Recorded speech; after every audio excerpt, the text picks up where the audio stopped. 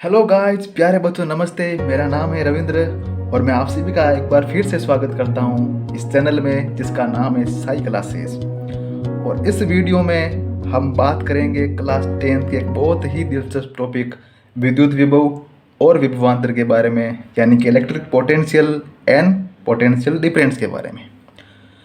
ये जो वीडियो रहने वाला है ये हमारा इलेक्ट्रिसिटी चैप्टर 12 जो है उसका पार्ट 2 है। पार्ट 1 में हमने बात करी थी विद्युत धारा यानी कि इलेक्ट्रिक करंट के बारे में। तो विद्युत विभव और विभवांतर के बारे में बात करें उससे पहले पिछले पार्ट में कुछ बातें अधूरी रह गई थी, तो वो मैं उन बातों से आपको अवगत कराना चाहूँगा। विद्युत धारा के बारे में हम पहले ही पढ़ चुके थे कि विद्युत धारा की परिभाषा क्या होती है, यानी कि किसी चालक में से प्रवाहित आवेश के प्रवाह की दर है विद्युत धारा कहलाती है। ठीक है, ये हमने पढ़ लिया था। और एक इलेक्ट्रिक करंट को या विद्युत धारा को किस प्रकार से रिप्रेजेंट किया जाता है, आई बराबर क्यू अपॉन टी, जहाँ पर क्यू जो है वो आवेश है और टी जो है समय है। ठीक है, अब हमने पिछली कक्षा में बात नहीं करी थी, वो थी विद्युत धारा की इकाई यानी कि यूनिट। यूनिट क्या चीज़ होती है कि जैसे कि कोई वस्तु है उसकी कोई लंबाई है, ठीक है, जैसे कि ये पेन है तो इस पेन की कुछ लंबाई होगी, तो इस लंबाई को किस प्रकार से हम डिफाइन कर सकते हैं। ठीक है, हम कोई पूछे भाई कि इस पेन की लंबाई क्या है, या फिर पूछे कि अ, आप जहाँ रहते हो वहाँ से आपके बाज़ार की जो है वो लेंथ क्या है, डिस्टेंस क्या है। ठीक है, तो हम कहेंगे कि भाई 100 मीटर है, 1 किलोमीटर है, तो वो उसकी यूनिट हो गई, वो लंबाई की यूनिट हो गई जिसको हम किलोमीटर मीटर में मापते हैं। ठीक है, तो उसी तरीके से विद्युत धारा की भी तो कुछ इकाई होनी चाहिए। तो विद्युत धारा की इकाई को किस प्रकार से हम प्राप्त कर सकते हैं, तो देखिए I is equals to Q upon T. Q क्या है, आवेश है, तो आवेश को हम कूलम्स उसकी यूनिट होती है, और समय की जो यूनिट होती है वो क्या होती है, सेकेंड। ठीक है, तो उस हिसाब से अपनी जो ये यूनिट हो जाएगी वो हो जाएगी कूलम्ब सेकेंड इनवर्स। ठीक है, यानी कि कूलाम पर सेकेंड। और कूलाम पर सेकेंड भैया यहाँ पर तो थोड़ा डिफिकल्ट और थोड़ा कॉम्प्लिकेटेड मामला हो रहा है। ठीक है, तो इसको थोड़ा इजी करने के लिए हमने एक यूनिट दे दी। ठीक है, वो यूनिट होती है एम्पियर। तो हम कह सकते हैं कि विद्युत धारा की इकाई क्या है, एम्पियर है। एम्पियर का मतलब कूलम पर सेकेंड। अब एक एम्पियर कहेंगे किसे, एक एम्पियर की क्या परिभाषा होती है, तो परिभाषा हम जल्दी से देख लेते हैं। ठीक है, सपोज करिए कि कोई चालक है और उसमें 1 कूलम आवेश, ठीक है, मैं सी को 1 कूलम कर देता हूँ और टाइम में उसको भी मैं 1 सेकेंड कर देता हूँ, तो उस समय उसमें कितनी धारा बह रही है, उस धारा को हम 1 एम्पियर कह सकते हैं। यानी कि इसकी परिभाषा हम कहें तो वो ऐसे हो सकती है कि यदि किसी चालक में से 1 कूलम आवेश प्रति 1 सेकेंड प्रवाहित हो तो 1 एम्पियर धारा की प्राप्ति होती है। तो बच्चों अब हम अपने मेन टॉपिक पर चलते हैं, यानी कि विद्युत विभव और विभवांतर के बारे में। तो वहाँ तक पहुँचे उससे पहले हम एक एग्जांपल लेते हैं और उसके द्वारा हम समझने का प्रयास करते हैं। ठीक है, तो हमारे पास में 2 पात्र है, ठीक है, 2 बीकर है इस प्रकार से, ठीक है, या फिर 2 टंकी है, जो भी है, और उनको मैंने क्या कर दिया है, फिल कर दिया पानी से, यानी कि इसमें मैंने डाल दिया H2O यानी कि वाटर। और मैंने क्या किया कि यहाँ पर मैंने एक छोटा सा छिद्र कर दिया और यहाँ पर भी एक छेद कर दिया और एक पाइप से इसको जोड़ दिया मैंने। ठीक है, अब पहले वाले केस में क्या हो रहा है कि यहाँ पर जो वाटर का लेवल है वो आप देख सकते हो कि दोनों में बराबर है, राइट। तो आपको क्या लगता है कि इसमें जो नली है, क्या इसमें से पानी बह रहा है, क्या इस टैंक से इस टैंक में पानी जा रहा है, या फिर इस टैंक से इस टैंक में पानी जा रहा है, यानी कि पानी का यहाँ पर प्रवाह हो रहा है क्या। तो यहाँ पर आप जब सोचेंगे, या फिर आपको पता ही होगा कि यहाँ पर पानी का प्रवाह नहीं होगा। क्यों नहीं होगा, क्योंकि यहाँ पर जो लेवल है वो दोनों में आप देख सकते हैं कि बराबर है। ठीक है, यहाँ पर दोनों के लेवल की जो हाइट है वो इक्वल है, यानी कि किसी प्रकार की यहाँ पर डिफरेंस नहीं है हाइट में। तो इसके कारण क्या होगा, पानी का प्रवाह नहीं होगा। अब हमें मान लो पानी का प्रवाह करवाना है तो क्या कर सकते हैं। एक तो केस, दूसरा केस जो है उसके द्वारा हम समझने का प्रयास करते हैं। वही 2 टैंक है, ठीक है। इस बार हमने क्या कर दिया कि इसके लेवल को तो हमने उतना ही रखा इस टैंक के, और जो दूसरा टैंक है उसके पानी के जो लेवल है उसको मैंने कर दिया कम। तो इससे क्या हुआ कि दोनों के जो लेवल की जो हाइट है, ठीक है, उस हाइट में क्या आ गया, डिफरेंस आ गया। तो अब क्या होगा कि पानी का जो प्रवाह है वो इस टैंक से इस दूसरे वाले टैंक में पानी का प्रवाह होना शुरू हो जाएगा। और ये प्रवाह तब तक होएगा जब तक दोनों का लेवल जो है वो सेम ना हो जाए। या फिर हम ऐसा भी कर सकते हैं कि जैसे कि यहाँ पर दोनों में लेवल बराबर है, तो इस टैंक को मैं एक पर्टिकुलर हाइट पर ले जाता हूँ और दूसरे वाले टैंक को क्या करता हूँ, इसी हाइट पर रखता हूँ, मतलब नीचे रखता हूँ। तो उस दशा में भी पानी का जो है प्रवाह होना शुरू हो जाएगा, ठीक है। तो पानी का प्रवाह कब होना शुरू हुआ, जब उनके आप कह सकते हो कि हाइट जो है, लेवल की हाइट जो है, ठीक है, ये वाला जो लेवल है उसके हाइट में डिफरेंस आया, ठीक है। डिफरेंस आएगा तब ही पानी जो है उसका प्रवाह होना शुरू होगा। ये आप देख सकते हैं कि जैसे कि आपके घर में टंकी होती है पानी की, आप टंकी को जब भरते हो तो नीचे से मान लो आपका कोई जहाँ से पानी आ रहा है और आपको वो पानी जो है ऊपर टंकी तक पहुँचाना है, तो आप मोटर का यूज़ करते हो, यानी कि आप जोर लगाते हो, आप मेहनत करते हो उसके लिए, ठीक है, आप वर्क करते हो। लेकिन पानी को, जब पानी हमें चाहिए होता है तो हम क्या करते हैं, सिर्फ नल को खोलते हैं और पानी आना शुरू हो जाता है। हमें किसी प्रकार की मेहनत करने की ज़रूरत नहीं होती है। तो हम कह सकते हैं कि जब हायर रीजन, ठीक है, हायर रीजन से लोअर रीजन जब पानी जाता है तो वो आराम से जा सकता है, ठीक है, किसी प्रकार का कोई वर्क करने की ज़रूरत नहीं है, वो अपने आप हो सकता है। यानी कि हायर रीजन से पानी लोअर रीजन में अपने आप आता है, हमें कोई वर्क करने की ज़रूरत नहीं है।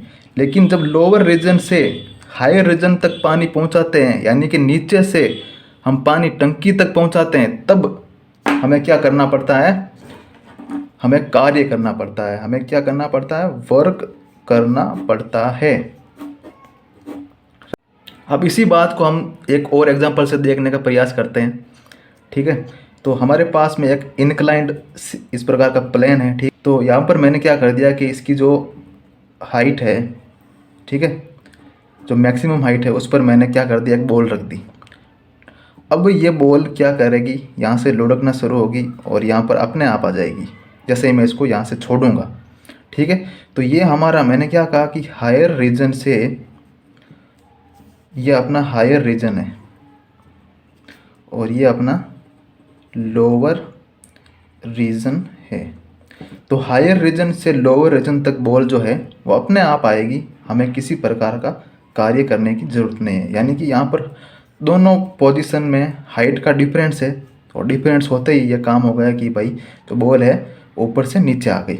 लेकिन इसी बॉल को मुझे यहाँ से लोअर रीजन से हायर रीजन यानी कि ऊपर तक पहुँचाना है, तो मुझे क्या करना पड़ेगा, मुझे वर्क करना पड़ेगा, कार्य करना पड़ेगा, मेहनत करनी पड़ेगी, जोर लगाना पड़ेगा, ठीक है, सीधी सी बात है।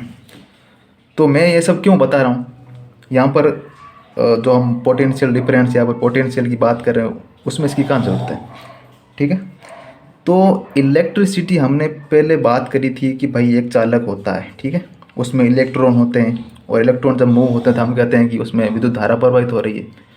तो उस कंसेप्ट में एक बात और हमें जोड़नी पड़ती है, वो है विद्युत विभव की। तो विद्युत विभव क्या है, ठीक है, और वो इतना ज़रूरी क्यों है कि हम उसकी यहाँ पर चर्चा कर रहे हैं। तो विद्युत विभव को हम समझने के लिए हम क्या करते हैं, कि हमारे पास में मान लो कि ये कोई एक पॉइंट है ए, ठीक है, और यहाँ पर इन्फिनिटी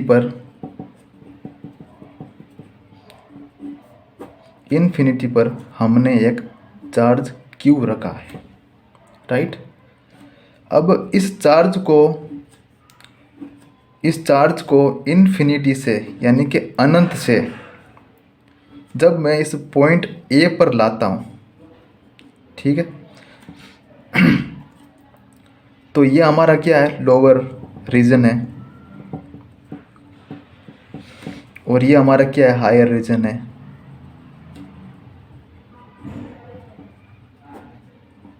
कहने का मतलब है कि यहाँ पर ऑलरेडी बहुत सारे चार्ज है मौजूद और यहाँ पर किसी प्रकार का कोई चार्ज नहीं है। तो यहाँ पर क्या है कि लोअर डेंसिटी है चार्ज की, और यहाँ पर क्या हायर डेंसिटी है। तो हम क्या कर रहे हैं, इन्फिनिटी से यानी कि लोअर रीजन से हम क्या कर रहे हैं, हायर रीजन तक इस प्लस क्यू चार्ज को या फिर जो भी चार्ज है उसको लाने का प्रयास कर रहे हैं। और जब भी हम यहाँ से इन्फिनिटी से इसको लाएंगे बिंदु ए तक, पॉइंट ए तक, तो हमें क्या करना पड़ेगा, वर्क करना पड़ेगा। हमने ये पहले ही बात कर ली है कि हायर रीजन से लोअर रीजन को लोअर रीजन तक लाने के लिए हमें कुछ ना कुछ कार्य करना पड़ेगा, कुछ ना कुछ वर्क करना पड़ेगा, ठीक है। तो वही वर्क, वही कार्य यहाँ पर क्या है, वही कार्य यहाँ पर है अपना विद्युत विभव यानी कि इलेक्ट्रिक पोटेंशियल, यानी कि किसी चार्ज को इन्फिनिटी से बिंदु ए तक लाने के लिए किया गया कार्य ही विद्युत विभव कहलाता है। अब ये बिंदु ए क्या है ठीक है, तो यहाँ पर क्या है कि यहाँ पर कोई चार्ज है ऑलरेडी रखा हुआ, तो उस चार्ज के चारों ओर एक इलेक्ट्रिक फील्ड जनरेट होता है। तो उस इलेक्ट्रिक फील्ड में कोई बिंदु ए है और उस बिंदु ए पर कोई इन्फिनिटी से कोई चार्ज क्यू को लाने के लिए किया गया कार्य ही विद्युत विभव या फिर इलेक्ट्रिक पोटेंशियल कहलाएगा। और विद्युत विभव को दर्शाया जाता है V से। और हमने क्या किया, हमने किया इस Q चार्ज को लाने के लिए कार्य किया, यानी कि W/Q इसका फॉर्मूला बन जाएगा। यानी कि प्रति एकांक चार्ज को Q को बिंदु A तक लाने के लिए किया गया कार्य ही विद्युत विभव कहलाएगा, इलेक्ट्रिक पोटेंशियल कहलाएगा। तो विद्युत विभव को यानी कि इलेक्ट्रिक पोटेंशियल को हम इस प्रकार से डिफाइन कर देंगे कि किसी इकाई आवेश को यानी कि एकांक आवेश का मतलब क्या है कि 1 कूलम्ब आवेश या 1 माइक्रो कूलम्ब आवेश कोई इकाई आवेश है, यूनिट चार्ज है, उसको अनंत से यानी कि इन्फिनिटी से विद्युत क्षेत्र के किसी बिंदु तक लाने के लिए किया गया कार्य विद्युत विभव कहलाता है, ठीक है। इस प्रकार से हम इसको समझ सकते हैं। और इसको हम मैथमेटिकली इस प्रकार से डिफाइन कर देंगे कि V = W/Q, जहाँ पर W जो है वो क्या है, कार्य है, और Q जो है वो अपना आवेश है। अब इसकी यूनिट यदि हमें प्राप्त करनी हो तो हम यूनिट कैसे प्राप्त कर सकते हैं कि V = अपना W/Q है, ठीक है। और W यानी कि कार्य, और कार्य एक प्रकार की एनर्जी होती है, और हम कार्य की हमें पता है कि भाई उसका मात्रक या उसकी जो यूनिट होती है वो क्या होती है, यूनिट क्या होती है, J होती है, यानी कि जूल होती है। और कूलम की यानी कूलम क्या है, इसकी आवेश का मात्रक क्या होता है, कूलम, यानी कि इसको हम कह सकते हैं J/C⁻, यानी कि जूल कूलम इनवर्स या फिर जूल पर कूलम। और इसी को ही कहा जाता है जूल कूलम इनवर्स, को ही कहा जाता है वोल्ट, ठीक है। तो इस प्रकार से हम कह सकते हैं कि विद्युत विभव की जो SI में जो यूनिट है वो होती है वोल्ट।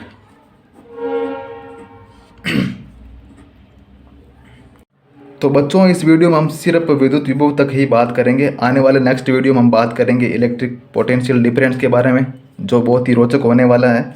और वो भी बहुत ही आसान टॉपिक है, जैसा कि हमारा जो विद्युत विभव था उसी से रिलेटेड टॉपिक है और बहुत ही आसान टॉपिक है।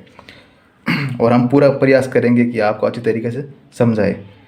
और तब तक आई होप आपको ये वीडियो अच्छा लगा होगा। अच्छा लगा है तो इस वीडियो को लाइक करें और आपके जो भी डाउट्स है उनको कमेंट में लिखें। और जो मेन अपना काम है, इस चैनल को सब्सक्राइब कर दें और अपने दोस्तों के साथ ये वीडियो ज़रूर शेयर करें।